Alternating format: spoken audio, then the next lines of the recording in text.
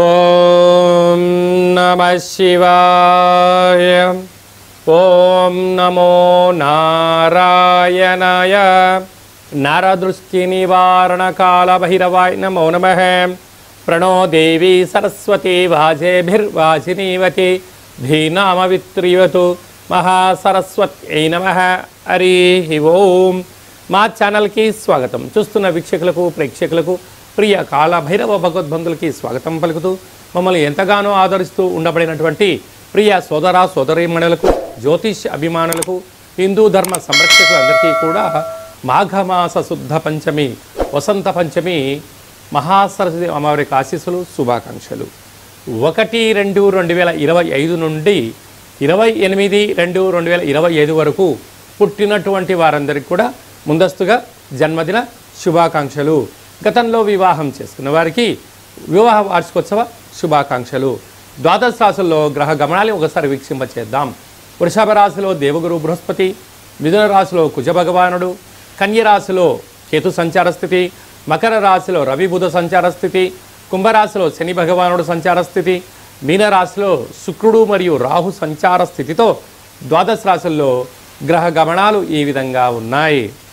మిథున రాశి వారికి మాఘమాస శుద్ధ అష్టమి అక్షయకాల భైరవ అష్టమి సందర్భంగా ఎలాంటి విధి విధానం పాటించడం వల్ల విపరీతమైన రాజయోగం, ఐశ్వర్యం, ఆనందం వీళ్ళ సొంతం చేసుకుంటారో ఈ వీడియోలో సవివరంగా సంపూర్ణంగా తెలుసుకుందాం. మిథున రాశిలో ఏ నక్షత్రాలు వస్తానగా మృగశిర నక్షత్రంలోని 3వ పాదం, 4వ పాదం, ఆర్ద్ర నక్షత్రంలోని 4 పాదాలు, పునర్వసు నక్షత్రంలోని 1, 2, 3 పాదములు కలిపితే మిథున రాశి. చాలామందికి పుట్టినటువంటి కాల సమయంలో డేటా బర్తులు లేనటువంటి కారణం వలన పేరు యొక్క మొదటి అక్షరాన్ని అనుసరిస్తూ ఆ రాశిని తెలుసుకునే ప్రయత్నం చేద్దాం. కా, కీ, కు, ఖం, అజ్ఞ, ఛ, కే, కో, హ అక్షరాల వారందరూ మిథున రాశి జాతకులే. మిథున రాశి యొక్క అధిపతి బుధ భగవానుడు. వీరికి రాశిలోనే కుజుడు సంచారం చేయడం వలన కుజదోష ప్రభావం కారణం వలన యంత్రాలతో, ఆయుధాలతో, పై అధికారులతో, సహ ఉద్యోగస్తులతో, కింది స్థాయి ఉద్యోగస్తులతో గౌరవాన్ని ఇచ్చి పుచ్చుకోండి. దయచేసి అప్పులు ఇవ్వద్దు.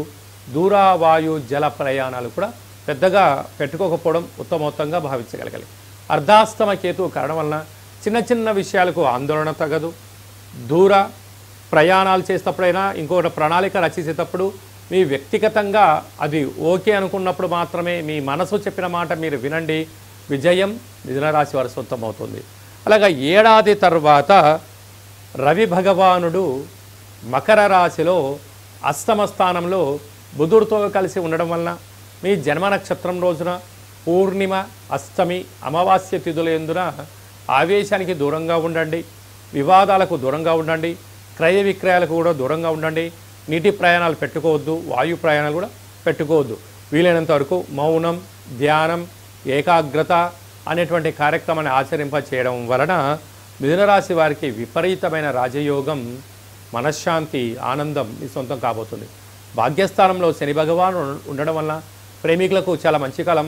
భార్యాభర్తలకు వివాహం కాని వారికి వివాహం అవ్వడం, ఆయన దంపతులు ఒకరిపైన ఒకరు ప్రేమానురాగాలుగా ఉండడం, వివాహాది శుభ కార్యక్రమాల్లో పాల్గొనడం వల్ల అద్భుతమైన ఆనందం మీ సొంతం కాబోతుందని చెప్పి గమనించాలి. రాజ్యస్థానంలో శుక్రరాహుల కలయిక కష్టపడి పనిచేయడం వలన, ధర్మ మార్గంగా ఉండడం వలన, ఆధ్యాత్మికంగా ఉండడం వలన ప్రమోషన్స్, మీరు ఏ ప్రాంతానికి అయితే ట్రాన్స్ఫర్ అనుకుంటారో ట్రాన్స్ఫర్ అవ్వడం, విదేశాలకు వెళ్ళాలని మీ కోరిక నెరవేరుతుంది. అలాగనే వ్యయంలో గురు సంచార స్థితి ఉండడం వలన ఆధ్యాత్మికంగా ప్రశాంతమైన వాతావరణం ఏర్పరచుకున్నప్పుడు కొన్ని స్వల్పమైనటువంటి అనారోగ్యము, చీకులు, చింతలు ఉండినను ఆధ్యాత్మిక చింతనగా ఉండడం వలన, సూర్య నమస్కారం వలన వీటన్నిటిని అధిగమించే ప్రయత్నం జరుగుతుంది. ఇన్ని వేల వీడియోల్లో ఈ వీడియో మీరు చూస్తున్నారు అన్నట్లయితే కాళభైరవ స్వామికి ఆశీస్సులు మీ పైన ఉంది అని చెప్పి కూడా గమనించాలి. కనుక ఈ విజయం సాధించగలగాలి అన్నట్లయితే కాళభైరవ స్వామి స్మరణ వలన, ధ్యానం వలన భైరవ స్వామి వారు మన ఇంటికి వచ్చి ఆశీర్వదిస్తూ మనల్ని సంరక్షిస్తూ మన పనుల్లో ఉన్న ఆటంకాలను తొలగించి ఐశ్వర్యంకి స్వాగతం పలకబోతున్నారని చెప్పి గుర్తిరగాలి. ఈ విధమైనటువంటి ఆలోచన కార్యక్రమంలో సాఫ్ట్వేర్ ఉద్యోగస్తులు, హార్డ్వేర్ ఉద్యోగస్తులు, వ్యవసాయ సోదరీమణులు, గృహ భవన నిర్మాణ కార్యక్రమం చేసేటువంటి వారు, మార్కెటింగ్ రంగంలో ఉన్న వారందరికీ కూడా ప్రశాంతత అవసరమని చెప్పి గుర్తుపెట్టుకోగలగాలి. ఫిబ్రవరి మాసం అనగానే పండగలకు చాలా ప్రత్యేకత. మాఘమాసం అనగానే ప్రతి తిథికి ఒక ప్రత్యేకత ఉంటుంది. మాఘమాస శుద్ధ పంచమి, వసంత పంచమి అంటారు.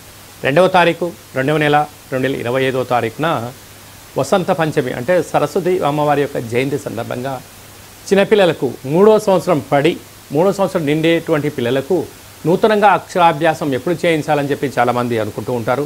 కనుక ఈసారి ఆ తారీఖున దేవాలయం వెళ్ళి అమ్మవారి యొక్క సంరక్షణలో, దేవాలయంలో పర్యవేక్షణలో అక్షరాభ్యాసం చేసినట్లయితే వారికి చాలా యోగం, శుభం కలుగుతుంది.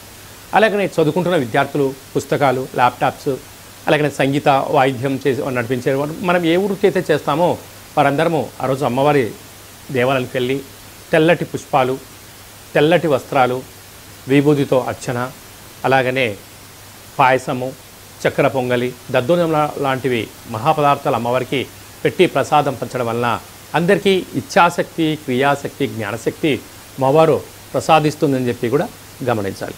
అలాగనే 4వ తారీఖున మాఘమాస శుద్ధ సప్తమి, రథసప్తమి, స్వామివారికి జయంతి అవ్వడం వలన నమస్కారము, అర్ఘ్యము, ఆసనము, 12 ఆసనాలు, అలాగనే అరుణ పారాయణము చేయడం వల్ల సూర్యభగవాని ఆశీస్సులు కలిగి సంపూర్ణ ఆయురారోగ్యాలు మన సొంతమవుతాయి.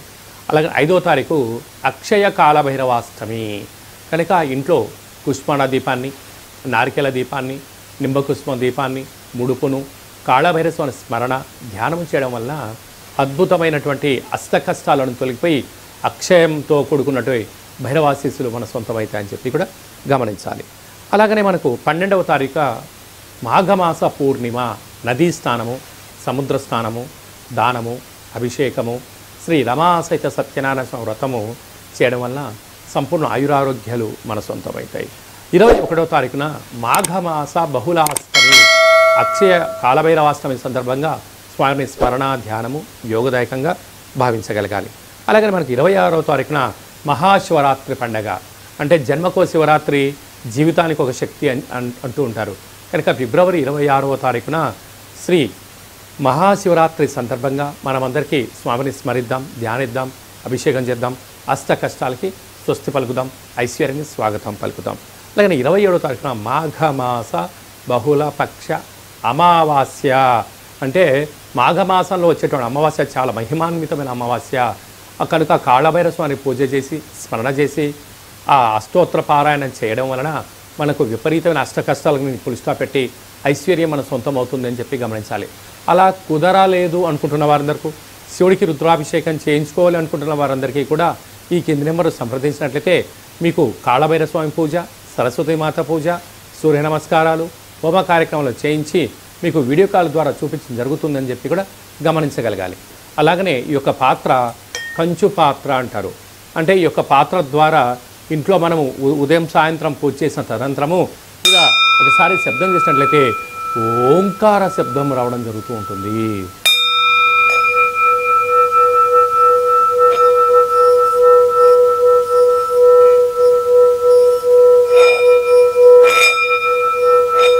ఇలా శబ్ద తరంగాల్ని సృష్టించడం వల్ల ఈ పాత్రలోంచి మనం ఒక్కసారి గమనించినట్లయితే ఓంకార శబ్దము ఆ శబ్దం ద్వారా ప్రసరించడం జరుగుతుంది. ఇంట్లో ఉండబడిన జ్యేష్ఠాదేవి బయటికి వెళ్ళడం, బయట ఉండబడిన లక్ష్మీదేవి గళ్ళు గళ్ళు అంటూ ఇంట్లోకి రావడం, మానవుని శరీరంలో ఉండబడినటువంటి షట్చక్రాలు అంటే మనకు మూలాధార, స్వధిష్టాన, మణిపూర్వక, విశుద్ధ, అనహత అనే ఆజ్ఞ అనే చక్రాలు వికసించి మనం ఏదైతే అనుకుంటామో వాటిని విజయం సాధింపజేసే శక్తి అక్షయ పాత్రకు ఉందని చెప్పి గమనించాలి. మరొక్కసారి కూడా చూద్దాం.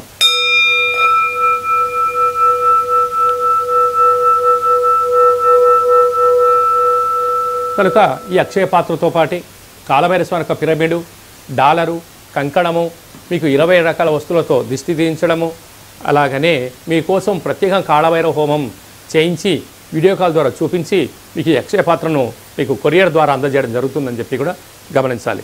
కనుక కలియుగ కాలంలో కాలాన్ని అనుకున్నది మనం విజయం సాధించగలగాలంటే కాళభైరస్వామి స్మరణ, ధ్యానము ఉత్తమమైన మార్గంగా భావించగలగాలి.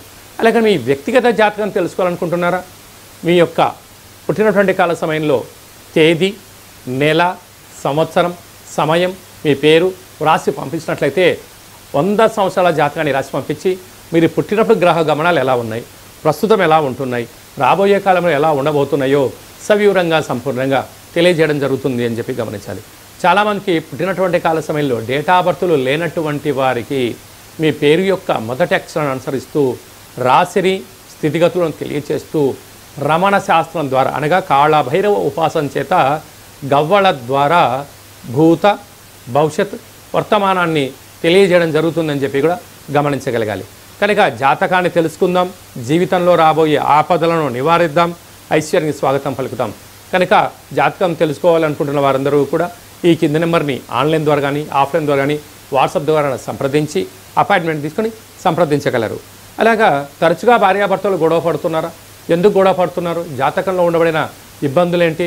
ఏ చిన్న స్వల్పమైన మార్పులు చేసుకోవడం వల్ల మీరు పాలు నీళ్ళలాగా శ్రీ పార్వతీ పరమేశ్వరులాగా కలిసి ఉంటారో కూడా తెలుసుకుందాం. అందరికీ శుభం, జయం, లాభం జరగాలని కోరుకుంటూ ఆశీర్వచనం. ఓం శతమానం భవతు శతాయు పురుష సతేంద్రియ ఆయుష్యేవేంద్రియే ప్రతిష్టతి ధనం ధాన్యం బహుపుత్రలాభం శత సంవత్సరం దీర్ఘమాయు సర్వే జనా సుఖినో భవంతు లోకా సమస్తా సుఖినో భవంతు సర్వం కాళభైరవ దేవతార్పణమస్తు. హరి ఓం. ఈ వీడియో మీకు నచ్చినట్టయితే లైక్ చేయండి, షేర్ చేయండి, మా ఛానల్ని సబ్స్క్రైబ్ చేసుకోండి. నేను చేస్తున్న ఆధ్యాత్మిక వీడియోలు అందరికన్నా ముందుగా మీరు తెలుసుకోవాలి అనుకున్నట్లయితే గంట సింబల్ ప్రెస్ చేయండి, ఆల్ బటన్ తెలియచేయండి. మీరు ఎవరి క్షేమాన్ని అయితే కోరుకుంటున్నారో లేక మీ క్షేమాన్ని ఎవరైతే కోరుకుంటున్నారో వారికి ఈ వీడియోని ఫార్వర్డ్ చేసి హిందూ ధర్మాన్ని కాపాడండి.